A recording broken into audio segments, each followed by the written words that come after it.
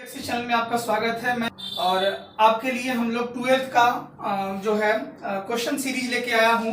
Important question series जो exam के purpose से आपके लिए इम्पोर्टेंट है। ये बिल्कुल आपको मुफ्त में बायोलॉजी एक्सिस बिहार के तमाम बच्चों को ये देने जा रही है और इससे काफ़ी छात्र लाभान्वित है। जिस तरह से हमको प्रमोशन मिल रहा है छात्रों का, उससे हम उत्साहित होकर और आपके लिए वीडियो बनाते जा रहे हैं। हमने आपको बताया था कि हमने आपको टोटल 32 शॉट्स में खत्म करेंगे।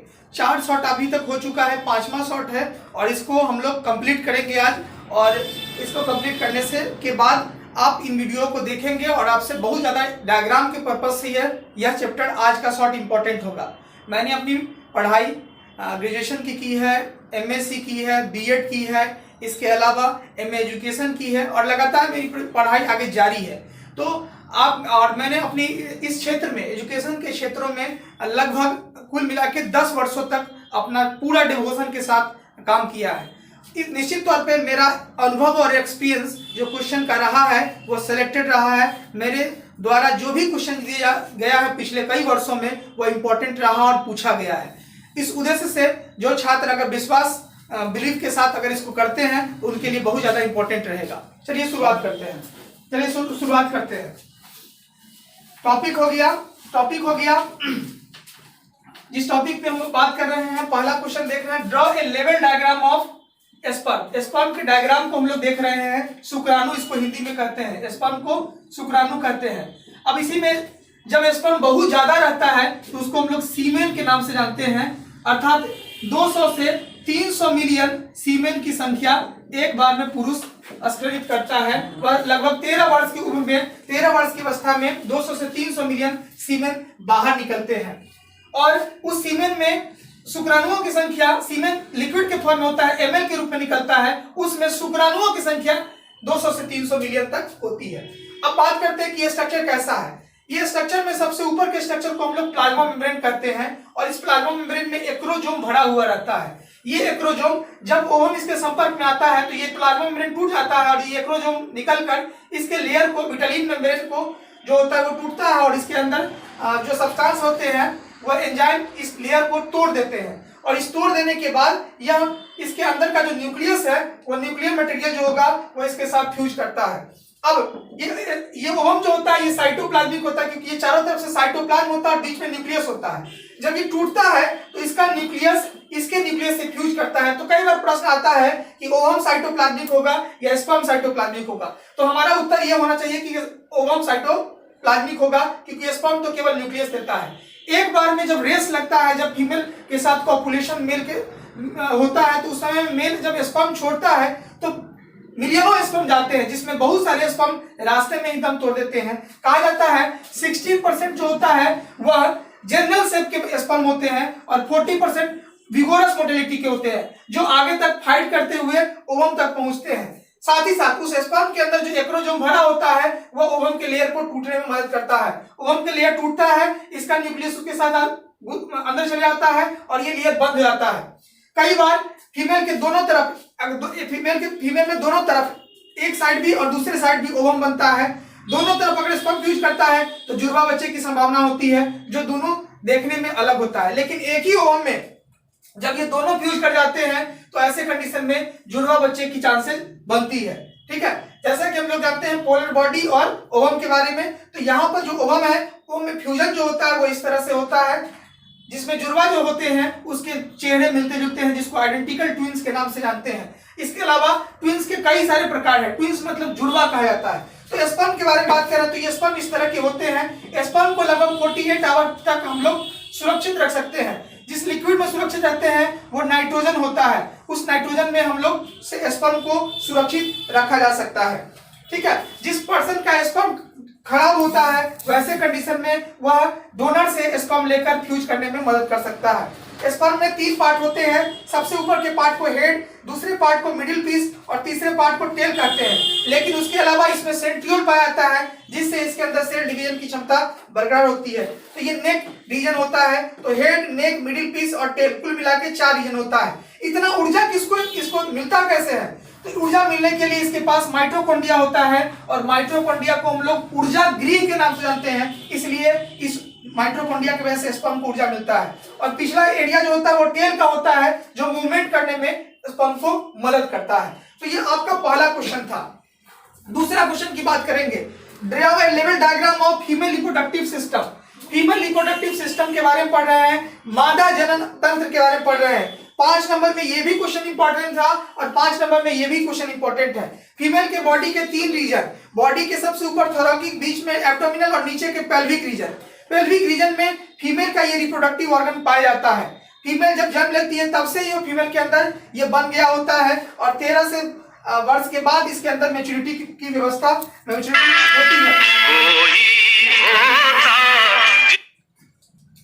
है।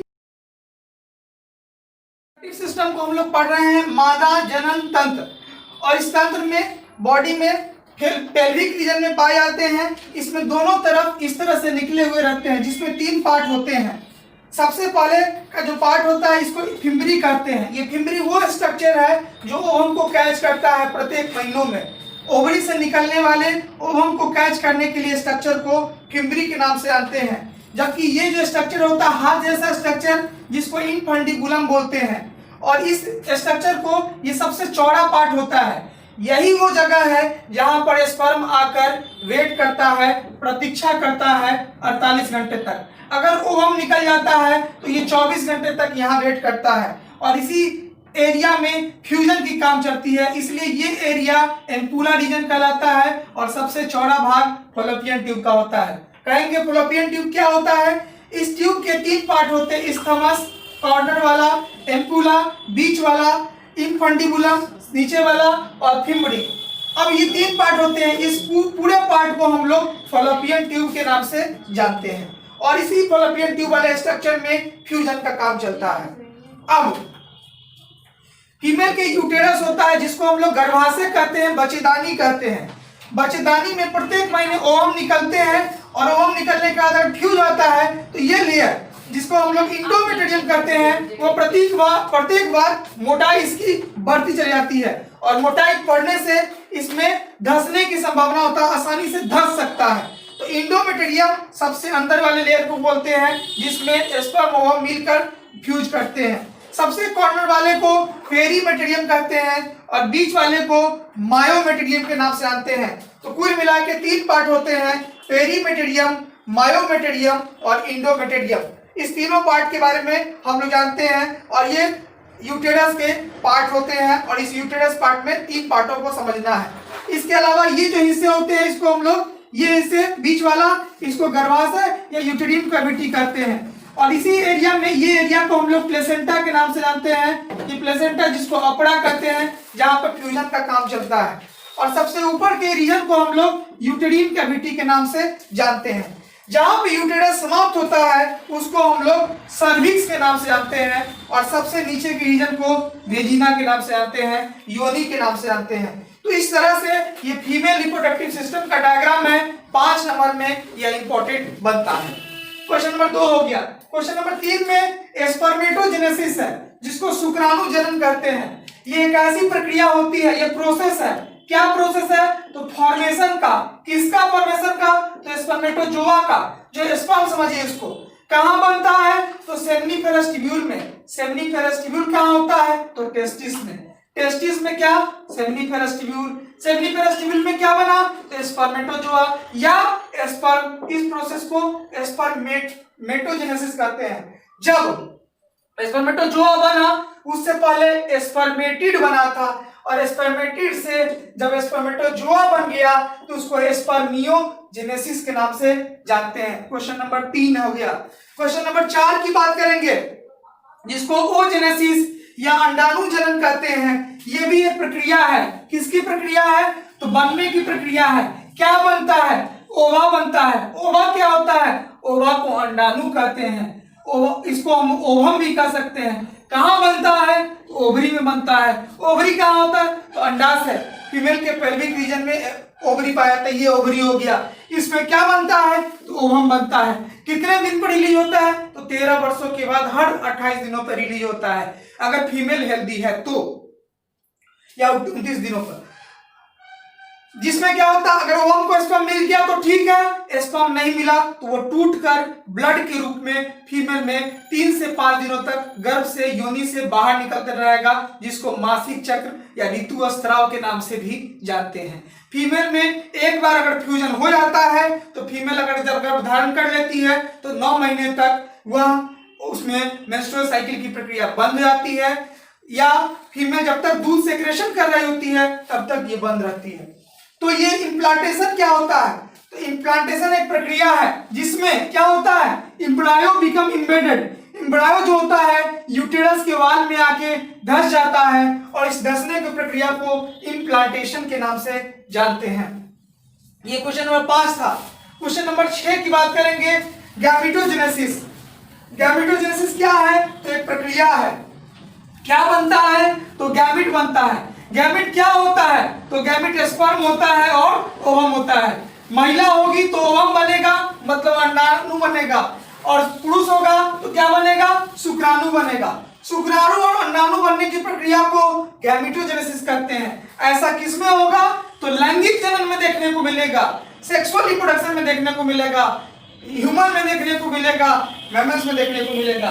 क्वेश्चन नंबर 7 पे चलते हैं, जिसका नाम क्या है, पार्चुरेशन, जिसको हम लोग प्रसव के नाम से जानते हैं। और प्रसव ऐसी प्रक्रिया होती है जिसमें ह्यूमन में 270 से 280 दिनों के बाद फीमेल में गर्भ धारण किया हुआ बच्चा जब विकास करता है तो 9 महीने तक उसका प्रक्रिया, सारे चीज बनने की प्रक्रिया पूर्ण हो जाती है।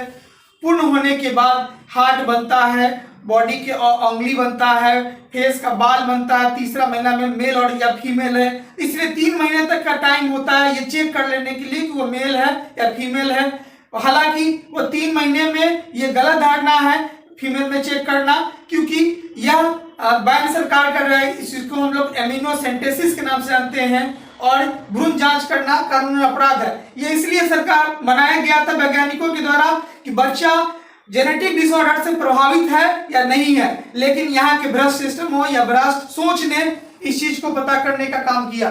तो पार्चुरेशन क्या होता है, 9 महीने का पीरियड जिसमें बच्चा गर्भ धारण करने के बाद रिलीज होने लगता है, इस प्रक्रिया को पार्चुरेशन या प्रसव कहते हैं। और जब बच्चा जन्म ले लेता है तो माँ के स्तन ग्रंथियों से दूध निकलना शुरू होता है, जिसमें 2 हार्मोन प्रोलैक्टिन और ऑक्सीटोसिन की भूमिका होती है।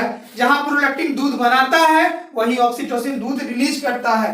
तो दूध बनाना का प्रक्रिया जो होता है प्रेगनेंसी के बाद, इस प्रक्रिया को लैक्टेशन कहते हैं। कैसा लगा वीडियो जरूर बताइएगा, आने वाला वीडियो का इंतजार करिएगा, अपने दोस्तों भाइयों बहनों में इस चीजों को शेयर कीजिएगा ताकि आप तक हमेशा वीडियो मिलता रहे। बेल आइकन दबाना ना भूलेगा।